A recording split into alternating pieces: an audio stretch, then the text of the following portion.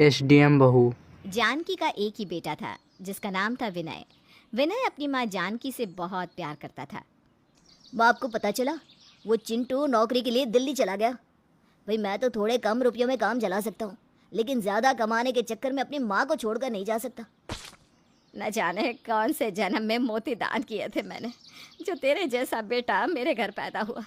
आज के ज़माने में तू मुझसे इतना प्यार करता है कि अपनी तरक्की छोड़ माँ को चुन रहा है। तो क्या हुआ माँ, देखना मेरी पत्नी आपके पैर धोकर पिएगी। अपनी माँ को देवी की तरह रखूंगा मैं। विनय ने नौकरी करने के लिए शहर जाने का विचार बिल्कुल छोड़ दिया था, लेकिन अब समस्या ये थी कि इस छोटे से कस्बे में काम करे भी तो क्या करे। विनय अभी सोच ही रहा था कि दिल का दौरा पड़ने से विनय के पिताजी की अचानक मौत हो गई। बेटा, तेरे पापा की सरकारी नौकरी थी। सरकारी नियमों के हिसाब से अब तू उनकी नौकरी पा सकता है। मेरी बात मान और तू ये नौकरी कर ले। वैसे भी सरकारी नौकरी को यूं ही थोड़े ना मिलती है। माँ की बात सुनकर विनय पिता की नौकरी ज्वाइन कर लेता है। विनय की सरकारी नौकरी लगने की खबर सुनते ही पास के और दूर के रिश्तेदार अब उसके लिए रिश्ते भेजने शुरू कर देते हैं। विनय, देख तो बेटा, ये लड़की कितनी सुंदर है, ग्रेजुएट है और इसके पिता भी तुम्हारे पिताजी के पुराने जानने वाले हैं। कहे तो इसी के साथ तेरा रिश्ता पक्का करवा दूं। लेकिन माँ, लड़की तो मुझसे ज़्यादा पढ़ी हुई है। अरे तो क्या हुआ? अरे मतलब तुम अब सरकारी नौकरी में हो, तुम्हें पता भी है सरकारी दामाद कैसे मिलते हैं। पूरे 5 लाख नगद, हीरो होंडा और 10 तोला सोना भी देने को तैयार है लड़की वाले। अच्छा, तो लड़की को मैं पसंद हूँ? मतलब वो पसंद कर लेगी मुझे? अरे तुम तो एकदम गौ हो सच में। खुद को किसी से कम समझते हो क्या बेटा? जब रिश्ता उन्होंने भेजा है तो सब देख समझ कर ही भेजा होगा ना। माँ की बात सुनकर विनय मन ही मन बड़ा खुश हो जाता है। कीर्ति सच में बहुत सुंदर थी। जल्दी ही कीर्ति और विनय की शादी हो जाती है और कीर्ति विनय के घर आ जाती है। कुछ दिन बाद, आप सरकारी नौकरी में हैं तो कुछ खर्च बीवी पर भी कर लिया कीजिए। सारा पैसा माँ के हाथ में थमा देती हूँ, मेरे भी तो कुछ खर्चे होते हैं। अरे ऐसी बात नहीं है, अब जितनी तनख्वाह है उसमें माँ किसी तरह घर चला रही है। कुछ बचता ही कहाँ है जो मैं तुम्हें दे पाऊँ। शादी के समय तो तुम्हारी माँ ऐसे सरकारी नौकरी की ढोल बजा रही थी जिससे न जाने कौन सा कुबेर का खजाना मिलता है तुम्हें। अगर इस नौकरी से घर नहीं चल रहा तो कोई ढंग की नौकरी ढूंढो। तुम ऐसा करो, दिल्ली जाकर कोई अच्छी सी नौकरी कर लो। देखो कीर्ति, चाहे जो भी हो जाए, मैं अपनी माँ को छोड़कर कहीं नहीं जाने वाला। अगर ऐसी बात है तो फिर मुझे ही नौकरी करने के लिए घर से बाहर निकलना पड़ेगा, क्योंकि तुम्हारे मुट्ठी भर पैसों में घर तो चलने से रहा। क्या कहा? तुम नौकरी करोगी? मैं तुम्हें घर में इसीलिए लेकर आया हूँ कि तुम मेरी माँ की सेवा करो, उसके पाँव दबाओ, उसे अच्छा अच्छा खाना बनाकर खिलाओ, ना कि मर्दों की तरह बाहर निकलकर नौकरी करो। विनय और कीर्ति की बात उसकी माँ जानकी सुन लेती है। बेटा, बहू पढ़ी लिखी है, अगर वो भी घर के खर्चे में हाथ बटाना चाहती है तो इसमें बुराई क्या है। ठीक है कीर्ति बेटा, अगर तुम नौकरी करना चाहती हो तो कर सकती हो, हम तुम्हें रोकेंगे नहीं। मैंने तो पिताजी से पहले ही कहा था मैं सिविल सर्विसेज करना चाहती हूँ, मुझे अभी शादी नहीं करनी, लेकिन पिताजी ने मेरी एक नहीं सुनी। अगर तुम वास्तव में तैयारी करना चाहती हो तो ठीक है, मैं तुम्हारे साथ हूँ। अरे ऐसा कैसे करेगी तैयारी? अगर ये किताबों में दिमाग खपाएगी तो इसे रोटियां क्या मैं बनाकर खिलाऊंगी? अरे नौकरी की बात और है, घर में 4 पैसे आते हैं, लेकिन ये तैयारी वैयारी करने की कोई ज़रूरत ना है। अरे करने दो ना माँ, घर के काम मैं कर दिया करूँगा। अब इसके सपने पूरे करने की जिम्मेदारी भी तो मेरी ही है ना। एक बार इसकी नौकरी लग जाए फिर हम दोनों मिलकर तुम्हारी बहुत सेवा करेंगे। क्यों कीर्ति, सही कहा ना मैंने? अब हाँ हाँ, बिल्कुल ठीक कहा। जानकी को विनय की बात रास तो नहीं आई, लेकिन इकलौते बेटे को वो ज़्यादा कुछ कह नहीं सकी। कीर्ति घर के कामकाज छोड़कर पढ़ाई में जुट गई।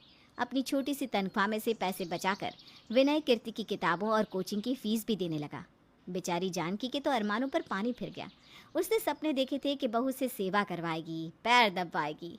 यहाँ तो उल्टा, दोनों माँ बेटा बहू की सेवा कर रहे थे।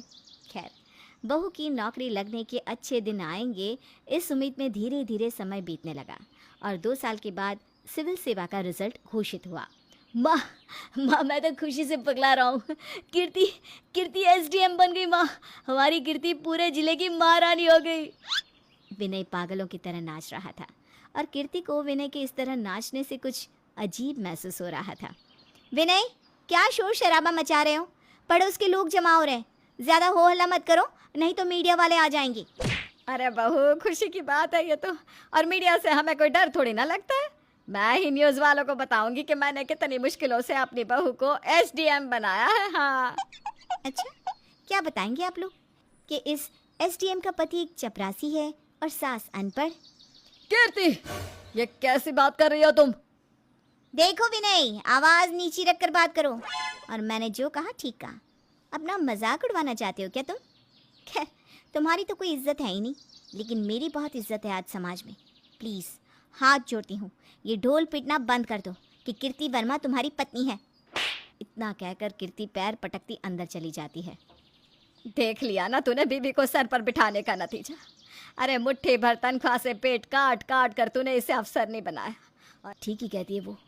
बिना बात मीडिया वाले इस बात पर गला फाड़ फाड़ कर चिल्लाएंगे कि चपरासी की बीवी एसडीएम बन गई, जैसे चपरासी इंसान ही नहीं होते। शायद उसका लहजा गलत था, लेकिन बात तो सही थी। मुझे तो इसके लक्षण कुछ ठीक नहीं लगते बेटा, बाकी तू देख ले। कुछ दिन बाद कीर्ति ड्यूटी ज्वाइन कर लेती है।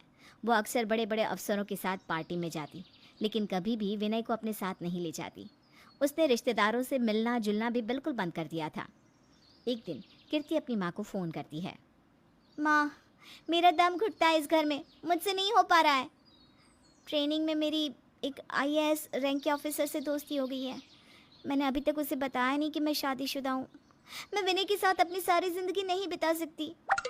अरे बेटा, अब तू इतनी बड़ी अफसर नहीं बन गई है। किसने कहा तुझे कि उस चपरासी के साथ ज़िंदगी बिता? बस तलाक के कागज़ उसके मुंह पे मार और किसी अपने बराबरी वाले लड़के से शादी कर ले। विनय, मुझे सरकारी क्वार्टर मिल गया है, मैं वहीं शिफ्ट हो रही हूँ। शिफ्ट हो रही हूँ से मतलब? तुम अकेले शिफ्ट होने वाली हो क्या? देखो विनय, सरकारी आवास में बड़े बड़े अफसरों का आना जाना लगा रहेगा। कभी मीटिंग तो कभी कुछ। तुम लोग वहाँ एडजस्ट नहीं कर पाओगे। एडजस्ट तो अब तू नहीं कर पा रही है हमारे साथ। साफ साफ क्यों नहीं कहती? तुझे शर्म आती है हमारे साथ उठने बैठने में, हमें अपना परिवार बताने में? हाँ सही कहा, आती है मुझे शर्म। मैंने आज तक किसी को नहीं बताया कि मेरा पति एक 12वीं पास चपरासी है। तो जब तुमने मुझसे शादी की थी तब क्या मैं कहीं का राजकुमार था?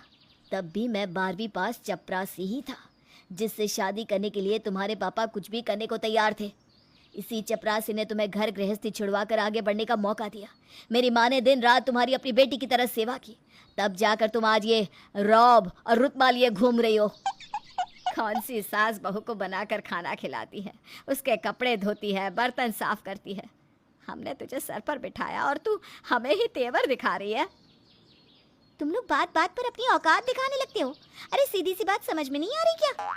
खैर, एक चपरासी से इससे ज़्यादा उम्मीद भी नहीं की जा सकती। मुझे लगता है अब हम साथ नहीं रह पाएंगे। मेरी और तुम्हारी कोई बराबरी नहीं है, इसलिए चुपचाप मुझे तलाक दे दो और जीने दो मुझे। वाह बहुरानी वाह, तूने तो मिसाल कायम कर दी। अगर दुनिया में हर कोई तेरी तरह हो जाए ना, तो कोई पति अपनी पत्नी को आगे नहीं बढ़ने देगा। जानकी की बातों को अनसुना करके कीर्ति ने तलाक के कागज़ विनय की तरफ बढ़ा दिए। पूरी तैयारी कर रखी है तुमने तो।